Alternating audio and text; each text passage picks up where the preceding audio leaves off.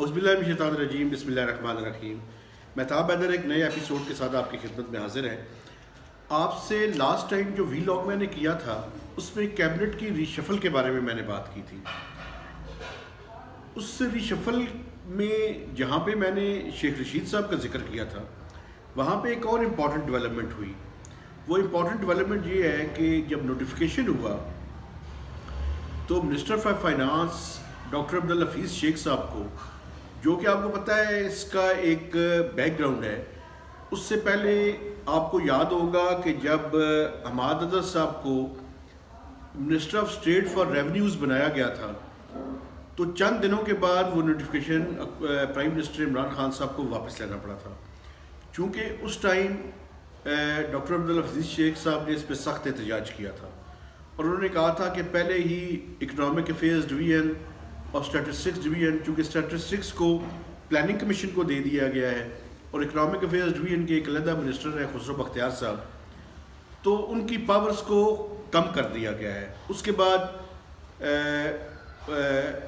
जो अपने थे minister of state for revenues Hammad Azhar साहब, उनसे वो पोर्टफोलियो वापस ले लिया गया था।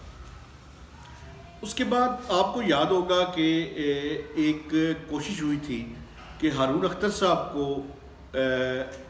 SAPM special to PM on revenues लगाया जाए। उसको भी डॉक्टर अब्दुल हफीज़ शेख साहब ने रजिस्ट किया था, लेकिन अल्टीमेटली प्राइम मिनिस्टर ने डॉक्टर वकार साहब को SAPM के ओहदे पे तैनात कर दिया, लेकिन उनका अरेंजमेंट इस तरह से रखा गया कि वो बेसिकली डॉक्टर अब्दुल हफीज़ शेख साहब को ही रिपोर्ट करेंगे। ये जब इस्लामाबाद हाई कोर्ट का फैसला आया और उसके बाद हुकूमत ने मुनासिब समझा कि डॉक्टर हफीज़ शेख साहब को, जो कि adviser to PM on finance and revenues हैं, उनको फेडरल मिनिस्टर फॉर फाइनेंस के ओहदे पर तैनात किया जाए और इस तवक्को के साथ तैनात किया जाए कि आइंदा आने वाले जो सैनेट के इलेक्शंस हैं उनको सैनेट की सीट से मुंतखब करवा लिया जाएगा। लेकिन जो नोटिफिकेशन हुआ उसके अंदर बड़ी दिलचस्प सूरत-ए-हाल पैदा हो गई है। उस नोटिफिकेशन में उन्हें सिर्फ फाइनेंस का पोर्टफोलियो दिया गया है और रेवेन्यूज़ का पोर्टफोलियो नहीं दिया गया।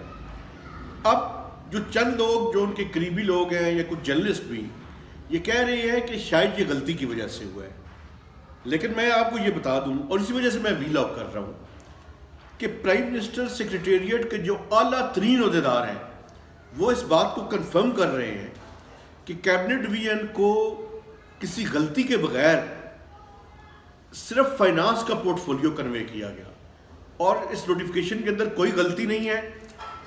ये प्राइम मिनिस्टर सेक्रेटेरिएट ने उन्हें कन्वे किया और उसके बाद नोटिफिकेशन हुआ। ये अलग बात है कि उसके बाद एडवाइज़र जो फेडरल मिनिस्टर फॉर फाइनेंस है उन्होंने प्राइम मिनिस्टर से मुलाकात की है।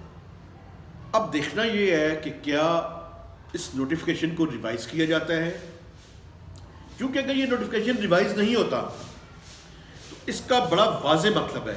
वो वाज़े मतलब ये है कि डॉक्टर अब्दुल हफीज़ शेख साहब की पावर्स को मज़ीद क्लिप कर दिया गया है, उनकी पावर्स के अंदर मज़ीद कमी कर दी गई है।